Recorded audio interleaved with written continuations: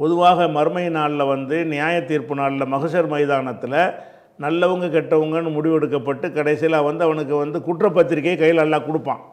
கொடுக்கும்போது வலது கையில் யார் கொடுக்கப்படுதோ அவன் விளங்கிடுவான் நம்ம சொர்க்கவாசின்னு சொல்லி. யாருக்கு உள்ளே படித்து பார்த்தாலும் விளங்கு, படித்து பார்க்க முந்தைய வலது கையில் கொடுத்தவனே விளங்கிடுவாங்க.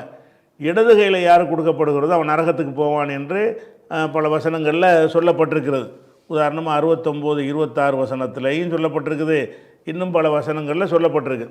அப்போ ஆனால் ஒரே ஒரு வசனத்தில் மாற்றுறோம், இடது பக்கம் என்பதற்கு பதிலாக யார் ஒருத்தன் ஹம்மாமன் ஊத்திய கிதாபகு வரா அல் அஹ்ரிஹி, முதுகுக்கு பின்னால் இருந்து அந்த பதிவேடு யாருக்கு வழங்கப்படுகிறதோ அவன் நரகத்துக்கு செல்வான் அப்படின்னு 84வது சூறாவில் 11வது வசனத்தில் சொல்லப்பட்டிருக்கிறது. அப்போ சில இடங்களில் இடதுகை என்று சொல்லப்படுகிறது. இந்த ஒரு வசனத்தில் பின்புறமாக, முதுகுக்கு பின்புறமாகன்னு சொல்லப்படுது.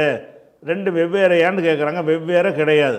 பின்புறம் இருந்து என்பதை நீங்கள் ஏற்றுக்கிறங்க, இடது கையில் வழங்கப்படும் ஏற்றுக்கிறங்க. ரெண்டையும் சேர்த்து செய்யலாம்ல. இடது கையில் கொடுக்குறது இப்படி கொடுக்கலாம்ல, நீட்டுறாங்க கையை பின்னாடின்னு சொல்லி கொடுக்கலாம். இப்படி கொடுத்தா பின்புறமாகவும் கொடுத்தது 1000, இடது கையில் கொடுத்ததான் 1000. ரெண்டு விஷயத்தெல்லாம் சொல்கிறான்னு சொன்னால் ரெண்டு முரணாக இருந்தால் தான் ரெண்டு வெவ்வேறுன்னு நம்ம சொல்லணும். முரண் இல்லாமல் ரெண்டையும் இணைச்சி செய்ய இயலும் என்று சொன்னால் இணைத்து புரிந்து கொள்ளணும். வலது கையில் கொடுக்குறவனுக்கு முன்னாடி கொடுக்கப்படும், வாடான்னு கை நீட்டு. அவனுக்கு கொடுக்குற பின்னாடி உனக்கு என்ன கையை பின்னாடி நீட்டுறான் அப்படிம்பாங்க. அவன் பின்னாடி கையை நீட்டி அதை வாங்குவான். அவனுக்கு விளங்கி போய் பின்னாடி நீட்டி சொன்னோடனே நம்ம ஃபெயிலுன்னு விளங்கிறோம். இடது கையில் கொடுத்தவுடனே அது இன்னும் உறுதியாயிரும். அப்போ இடது கையிலையும் கொடுக்கப்படும், பின்புறம் இருந்து கொடுக்கப்படும் என்பது ரெண்டுமே ஒரே விஷயந்தான். ரெண்டுமே இணைத்து விளங்கி கொண்டால் குழப்பம் கிடையாது.